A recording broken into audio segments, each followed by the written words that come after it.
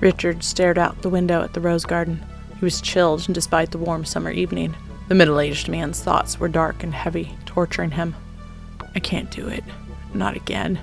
This has to stop. A gust of wind brought him the scent of roses, and he cringed. The heady aroma was thick with hunger, demanding relief. Leaves rustled louder than the wind could be responsible for. They're hungrier sooner. Damn warmth put them into a growth cycle. Should go cut them down. Maybe burn them. Even as Richard imagined the rose garden enveloped in flames, he knew it wouldn't work.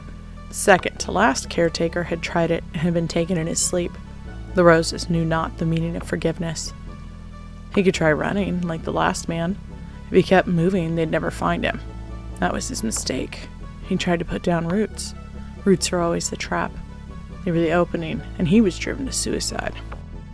Richard knew about roots, about proper ties, not the monstrous limbs that pulsed with life and flicked like snake tongues, not the gnarly tentacles that tore young women apart to feed their bizarre life.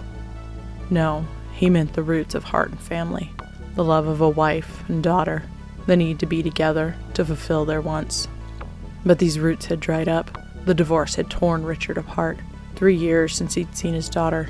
A year since he'd been desperate enough to take this job to try to win his family back. This job raising flesh-eating roses. Scent and rustling grew stronger, sending chills up Richard's spine.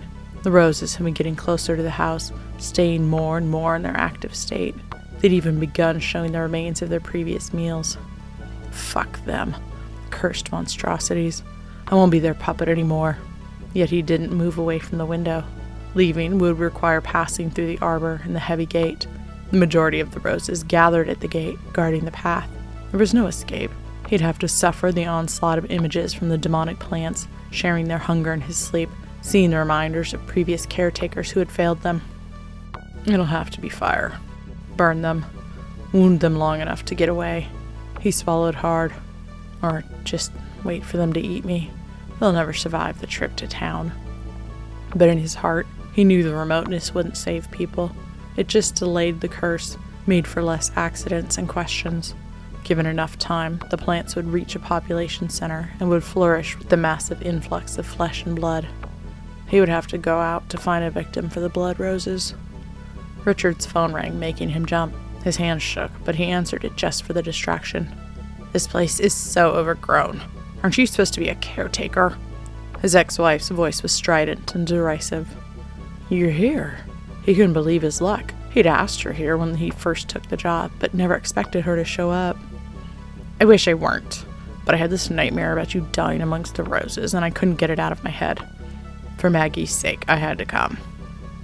The solution to all his problems was in the driveway. She'd make a quick meal, something to tide over the roses until he could strengthen his resolve. Please, come right up. Richard moved to the gate control, letting his ex in. Don't make me regret this.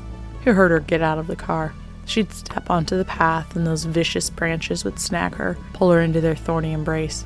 Blood would spill, flesh would be sundered, and burnt demons would be sated. The scent of rose grew stronger, and Richard began to laugh. Hi, Daddy! His daughter yelled from the path. The roses rustled, laughing at him. Thanks for watching. If you enjoyed, please hit the like button. Don't forget to subscribe, share with others. Social media links are below in the description. See you next time.